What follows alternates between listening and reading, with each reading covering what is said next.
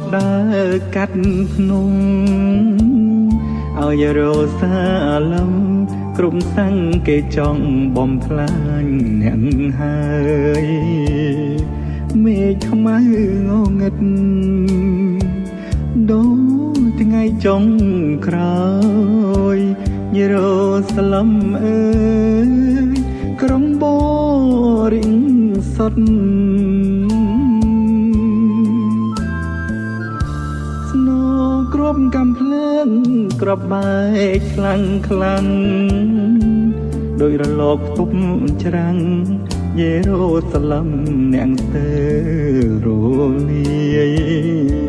មនុស្សស្រែកហើយទ្រង់ព្រះអង្គសូមជួយ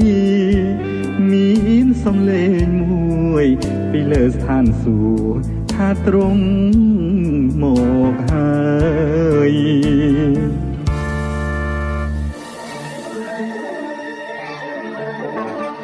ព្រះម្ចាស់នៃស្ថានសួគ៌ទ្រង់យាងមកហើយមេឃបែកជាពីរភ្នំញ័ររំជួយព្រះចេញប្រយុទ្ធការពាររាជទ្រង់កំចាត់ពួកខ្មាំងដោយសម័យបុរាណពីកើតដល់លិចគ្រប់មាត់សរសើរព្រះនាមកើងកានជង្គង់ទាំងប៉ុន្មានក្រាបថ្វាយបង្គំព្រះនៃស្ថានសួគ៌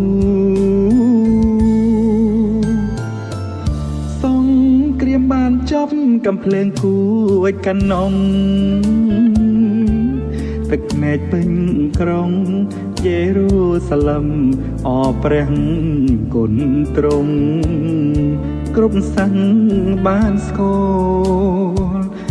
ព្រះនាមអូដំ ព្រះអង្គគ្រប់គ្រងរាជទ្រង់ជានិរន្តរ៍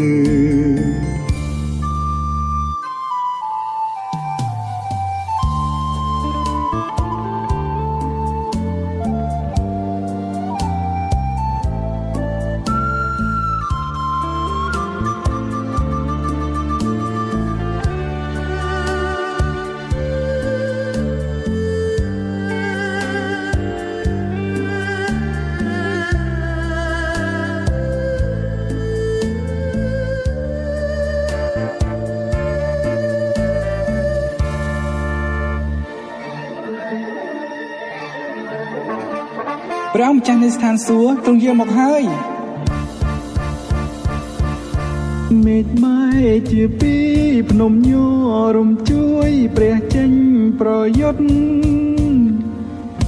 ការពាររាជទ្រង់កំចាត់ពួកខ្មាំងដោយសម័យបុរាណ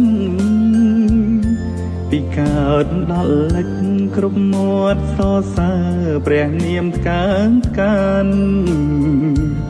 ជង្គង់ទាំងប៉ុន្មានក្រាបថ្វាយបង្គំព្រះនៃស្ថានសួគ៌សង្គ្រាមបានចប់កំភ្លើងគួ